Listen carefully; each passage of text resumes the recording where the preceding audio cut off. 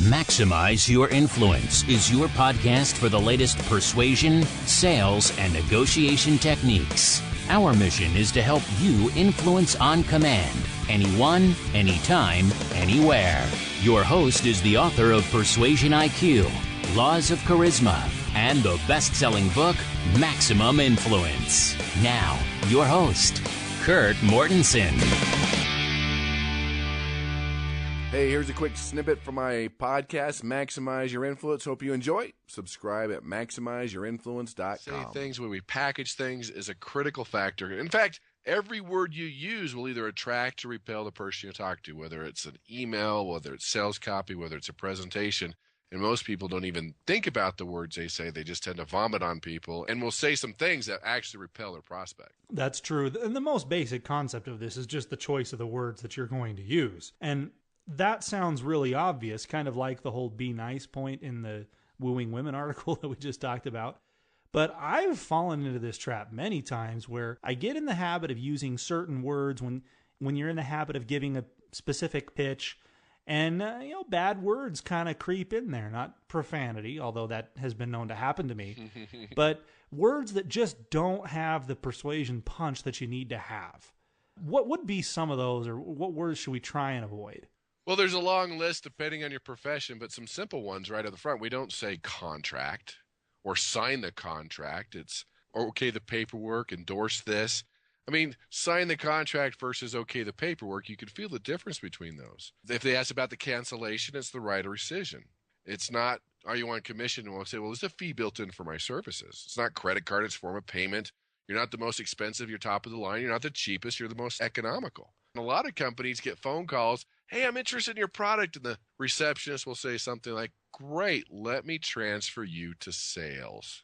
Mm-hmm. And that brick wall comes up before they've even talked to somebody because they don't want to be sold, but they would love to talk to a consultant or a customer service representative or any of those much more than a salesperson. And here's one that's getting on the radar too is the word appointment. Well, let's set an appointment. And that's a bad trigger word because we think of doctors and waiting and hours at 2 hours. Hey, a time to visit, stop by is much softer, and it makes a difference. Depends on the industry and the words that you use. Even the government, if you watch the words that they use, it's amazing. They don't say tax increase, they say it's a revenue enhancement. You're like, really? Yeah. It's not recession, it's an accelerated negative growth. They're not poor people, they're fiscal unachievers. All right? Yeah. Well, it's not a pothole, it's just pavement deficiency. It wasn't a riot, it was a civil disorder.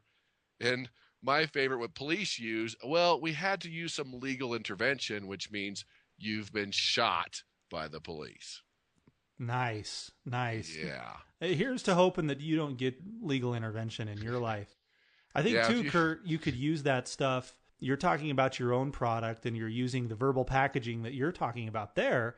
But if the competition comes up and you need to address them when you're talking about the competition, of course, you would use those kinds of words. You'd say, well, yeah, Bob down the street, the competitor, his contract that he's going to make you sign is going to, and then you use the horrible words. But when you're talking about engaging your product or service, say, yep, we'll just okay the paperwork and off we go. It sounds so much softer and so much easier to do.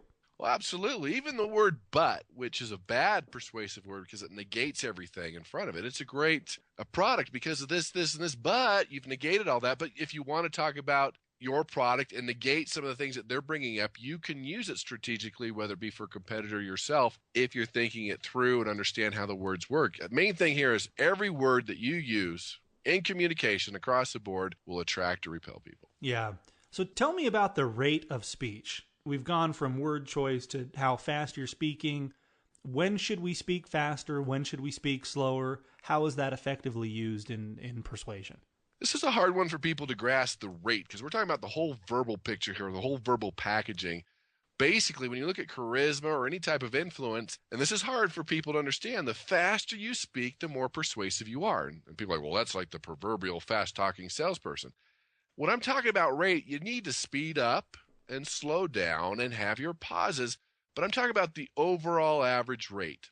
USC did a study where they took commercials and increased the rate of speech and embedded them in a radio type scenario. And the faster it was, the more persuasive it is. Now, you don't want that fast, monotone, fast speaking that you hear on the pharmaceutical commercials. They do that because they don't want you to listen. But your overall rate, the first thing I do when I train presenters is speed up, speed up, speed up, speed up. But it doesn't sound like you're going fast. And the reason you do that, it increases energy, it increases your passion, and the best thing, it gives your audience less time to think of counter arguments because they're more focused with what you're saying. That's a really good point. I had never heard that before. It is, and that's the main thing. If you're slow, because we can speak on average about 150 to 180 words per minute. Our brain can cruise at 400 to 800 words per minute. And if we're squirrel, right, thinking of other things, what am I going to eat? Oh, yeah, they're talking. If you have that energy and that passion, that enthusiasm, that rate, they have to focus and pay attention, you are not going to lose them, and it's easier to influence them. That's funny. I've listened to personal financial management gurus before talking about how to better save and how to better invest money. And many of them talk about how you need to have a job, you need to work a lot, because you'll make more money, and even more you have less time to spend all the money you're making because you're always working. And so this is kind of analogous to that in the fact that if the information is coming at the prospect faster, they have to process, they have to understand it, and they can't sit there and linger and get stuck on things and try to think of objections. Exactly. That's good. That's good. Tell me about vocal fillers, because I use them. I use them on the podcast, right? I use them all the time. They creep in on you. They're pretty sneaky.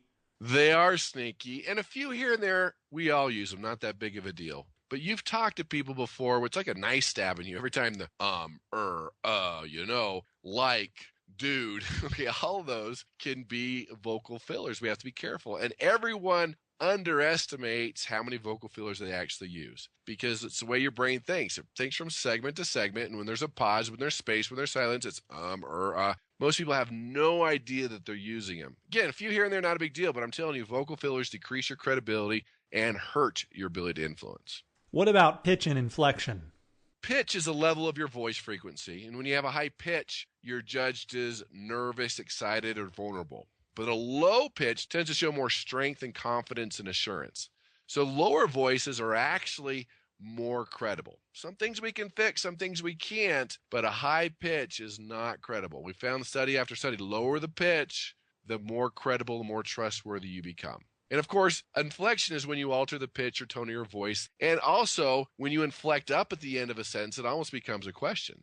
If a pilot said, "Oh, we're going to have a safe flight today," it'd probably make you a little nervous. Versus, "Are we?" "Hello, we're going to have a safe flight today." Yeah, Even newscasters are trained to inflect downward. Pilots are trained to inflect downward because there's more confidence in that. And that's some things we don't even think about. So sometimes every time we make a statement, it sounds like a question. You lose credibility, and nobody wants to be influenced by you. That's true. I mean, you think about what if newscasters, they always trail that tone down at the end of the sentence. So they'd say, "There was a 5-car pileup on I-47 today." Or if they said, "There was a 5-car pileup on I-47 today," and you're watching the news going, "I don't know, was there? I'm not really sure." You're supposed to tell me. Why you asking me that question? And you'd be amazed. And that's why it's so important as we talk about verbal packaging. Record yourself. Leave yourself a voicemail. Do these things. Is it painful? Yeah. Do you sound like that? Yeah, you do. That's you. Deal with it. That is you. It sounds different to you because how it resonates in your head and all those bones in your head and your ears, but it is you. Deal with it. I know it's easier not to, but if you want to take your influence to the next level, this is a big piece. Anytime you're going to be saying something in your pitch or whatever, it's coming out of your mouth where the prospect could have reason to question it, that's when you want to turn that vocal tone down, right? I mean, you'd say, the fact is we have the best product on the market today. You're going down instead of, "We have the best product on the market today," right? That's just a shrill. It's not certain. People aren't going to like it, but somebody who can keep it together and turn that tone downward, wow, what that does to the subconscious mind and your prospect's subconscious receiving it as a fact that really isn't open for debate, because that just builds on itself throughout the presentation. And it's building a building. It's little bricks, and they come together all the time, and boom, you've got a building there. You've persuaded somebody. I think that's a very good technique. It is, and most people just don't think about it. They're so concerned about the content of their presentation or the PowerPoint of their presentation versus really understanding that delivery is a big piece of the influence. Even more important than your slide. Content's important, but it's not going to matter if they have a subconscious trigger when you're inflecting up, or you're using vocal fillers, or you're using the wrong words. It's going to feel all wrong on the inside, and they're not going to like you and trust you and never do business with you. Right. Well, we're getting a little short on time. I want to do one more of these. If you want to get the rest, wink, wink, might I suggest the Advanced Influence series Kurt talked about? There you go. Assuming I post it, I've got to dig out of that hole. Yeah, I've got to post it this time. That would be part of the formula. Yeah, sometimes it's not objections or things like that. It's just pure idiocy that could lead to lack of sales, right? In this case, maybe I should be the blunder. Hey, there's your blunder. Yeah. You are the blunder. Hey, mention something that's for sale and don't give anybody a way to get it. Yeah, give me a homer right there, would you? All right, homer it is. Go! Bingo. All right. Well, let's do one more of these. Let's get into silence. How do you strategically use silence to your advantage when persuading? The key factor, and they call this, and I don't know why they call it a pregnant pause, but anytime you're talking and you pause, it brings people in. It gives them a chance to feel the emotion. It gives them a chance to laugh. It gives them a chance to comprehend what you're talking about. Pauses create attention, emphasis, and kind of establish that mood. And sometimes the right word is no word, which could be silence, which could be that pause that makes a huge difference. And people don't think about it. They don't give them a chance to really pause, especially at that moment you're making the most important point. You want everyone to take attention. You'd be amazed what a 3, 4, 5 second pause will do as far as grabbing people's attention, and then you can hammer that point home. That's true. It just makes him come in much more. If he's paused, he must be thinking. He must be putting together a really profound thought that's taking some time, so I better listen, right? Exactly. Yeah. Thanks for listening. To listen to the rest of the podcast or subscribe, it's MaximizeYourInfluence.com.